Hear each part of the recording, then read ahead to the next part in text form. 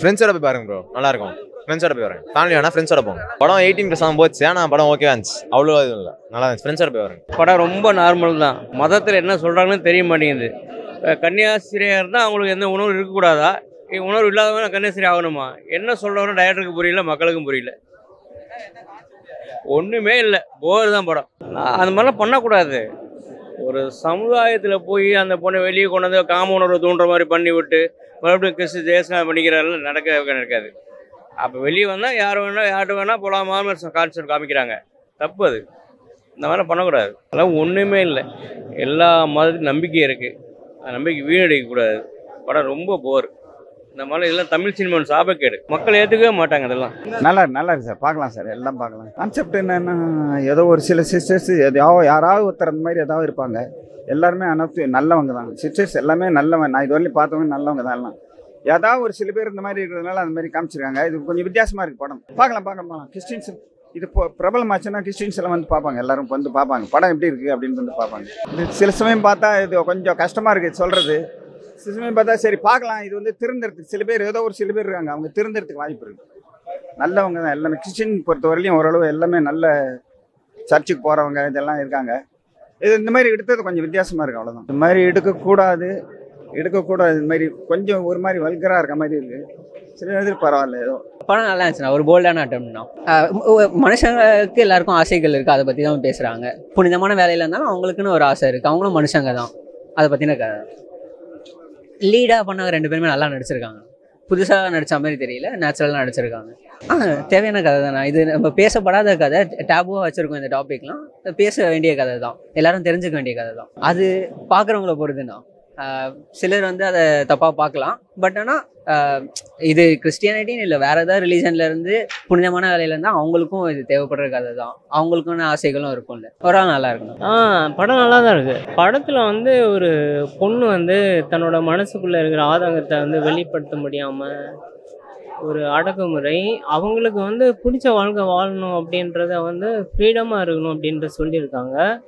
யாரையும் வற்புறுத்தி எந்தெந்த, அதாவது ப்ரே ஆகட்டும், ஒரு சாமி கும்பிட்றதா இருக்கட்டும், ஒரு வாழ்க்கை முறையாக இருக்கட்டும், அவங்களுக்கு பிடிச்ச மாதிரி வாழணும், அவங்க வந்து மனித தன்மையோடு இருக்கணுன்றது கூட காமிச்சிருக்காங்க.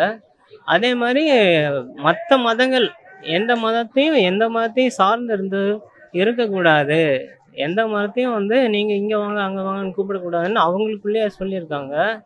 அது சூப்பராக தான் இருக்குது. ஆனால் வந்து பார்த்தீங்கன்னா 30 வருஷத்துக்கு முன்னால் அமெரிக்காவில் வந்து ஒரு கருப்பாக இருக்கிற ஒரு ஃபாதர் வந்து அந்த சர்ச்சுக்குள்ளே போனால் அந்த உள்ளே இருக்கிற ஒயிட்டாக இருக்கிற ஃபாதர் வந்து black go outside only white inside அப்படின்னு சொல்லியிருக்காங்க.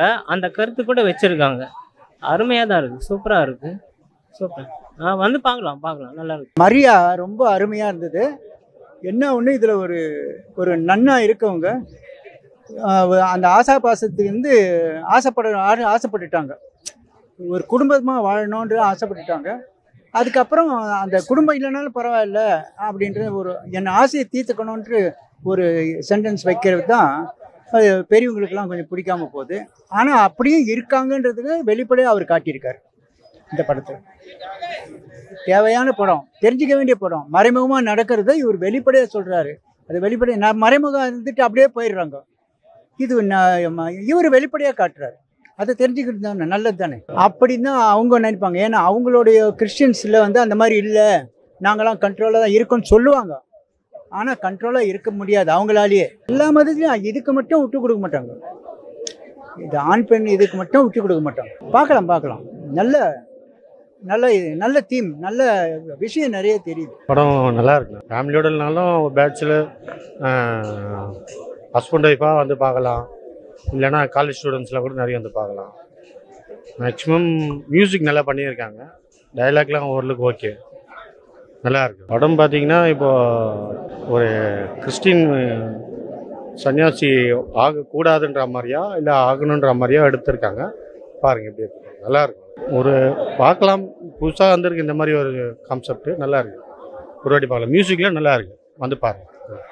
நல்ல ஆக்டிங் நல்லா இருக்குது. கேமரா ஷூட்டும் நல்லா இருக்குது.